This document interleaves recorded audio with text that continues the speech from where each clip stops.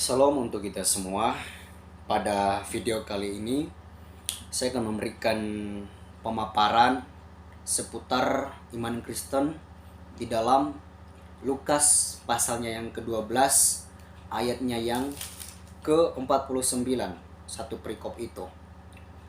Dan penjelasan ini berangkat dari ada seseorang yang bertanya kepada saya di dalam YouTube saya dengan segala rupa-rupa pertanyaan yang menyudutkan Yesus Kristus. Dengan menggunakan dasar Lukas pasalnya yang ke-12 ayat yang ke-49 ini, satu perikop itu, dia mengatakan bahwa Yesus datang ke dunia bukan membawa perdamaian, namun membawa pertentangan. Yesus datang ke dunia untuk melemparkan api. Yesus datang ke dunia untuk membawa pedang, membawa pemisah bagi dunia.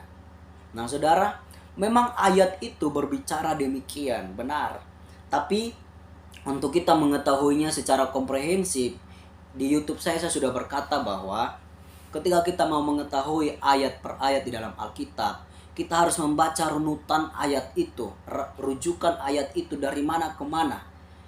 Apa yang ingin dikatakan oleh Yesus, kenapa Yesus harus berbicara ayat itu. Jadi kita jangan telan bulat-bulat ketika kita melihat ayat itu lalu kita mulai mengecam, oh ini Yesus datang ke dunia membawa pemisah, Yesus datang ke dunia tidak membawa perdamaian, Yesus datang ke dunia membawa api, membawa pertentangan.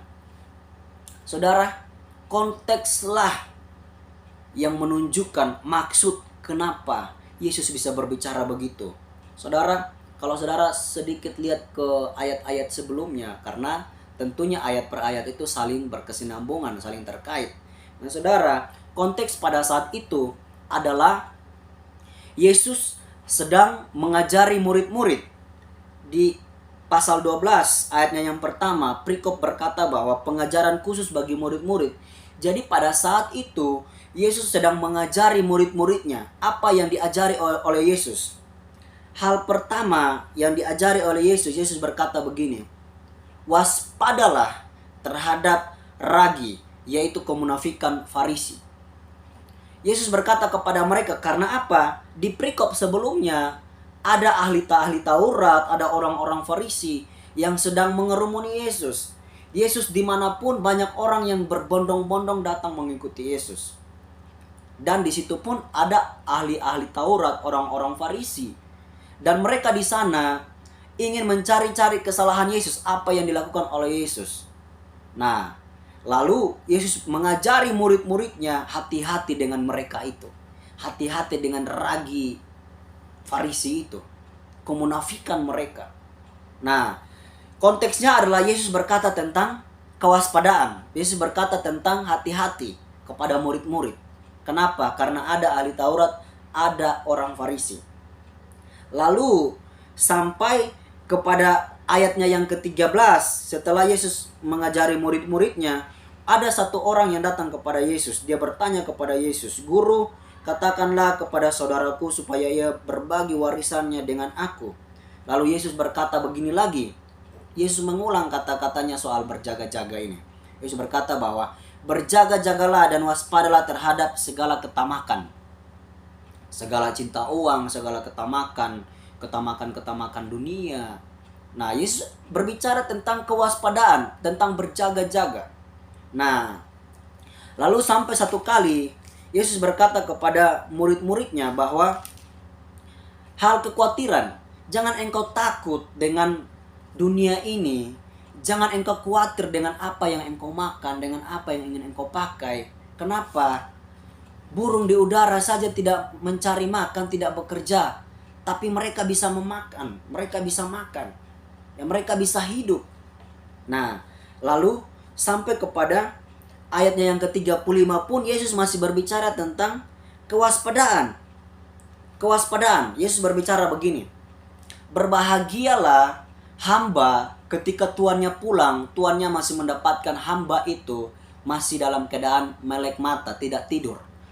Sehingga ketika tuannya mengetok pintu, maka hamba itu akan membukakan pintunya. Nah, artinya bahwa Yesus membicarakan tentang kewaspadaan. Kenapa? Karena kalau Tuhan itu datang, lalu dia melihat hambanya sedang tidur, dia mengetok pintu tidak ada yang membuka, maka Tuhan itu akan marah. Tuhan itu akan marah kepada hambanya, kepada bawahannya. Nah, itu masih dalam konteks kewaspadaan, masih dalam konteks berjaga-jaga. Lalu Yesus mulai mengaitkan konteks berjaga-jaga ini kepada akhir zaman atau kepada pada saat ketika Yesus datang. Yesus berkata bahwa berjaga-jagalah, waspadalah.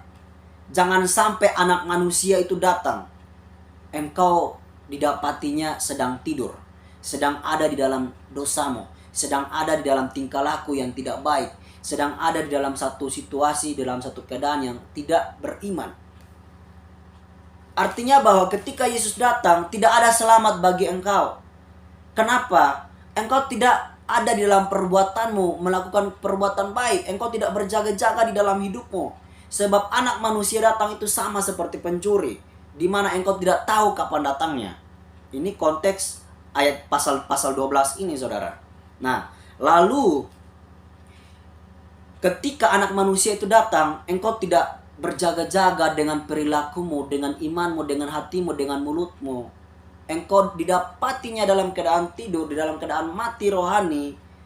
Tidak ada kata selamat di dalam hidupmu. Itu kata Yesus. Nah, artinya begini, bukan perbuatan itu yang menyelamatkan dia, tapi begini, imannya yang menyelamatkan dia. Iman terlihat dari perbuatan. Ketika engkau tidak berada di dalam perbuatan baik, ketika engkau terus ada dalam keberdosaanmu, saya mempertanyakan imanmu. Artinya engkau tidak beriman kepada Yesus. Engkau tidak hidup, engkau tidak melek mata, engkau masih ada dalam keadaan tidurmu itu. Itulah sebabnya Yesus berkata bahwa jangan sesekali ketika anak manusia itu datang, ia mendapatkan engkau sedang ada dalam keadaan tidurmu. Engkau didapatinya dalam keadaan tidur. Artinya kekristenan berbicara tentang karya di dalam hidup.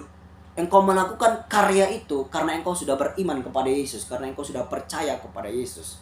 Nah, lalu Yesus mulai beralih ke ayatnya yang ke-49. Yesus berkata begini dengan perikop yang saudara katakan itu. Yesus membawa pemisah.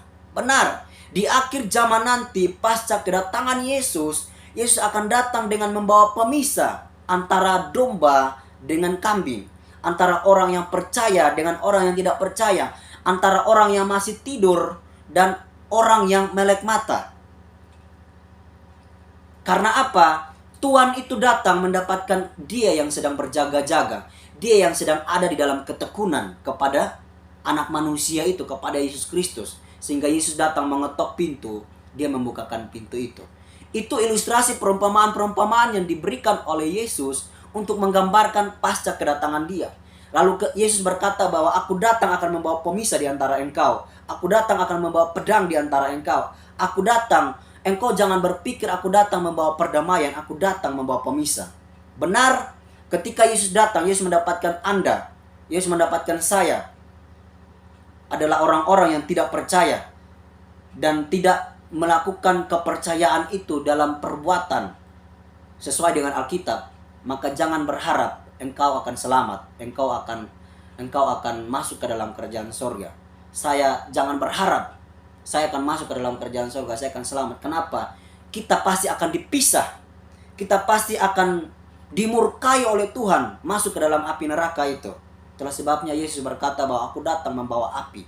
Dan memang kalau saudara membaca, akhir zaman itu adalah puncak penuangan murka Allah bagi dunia.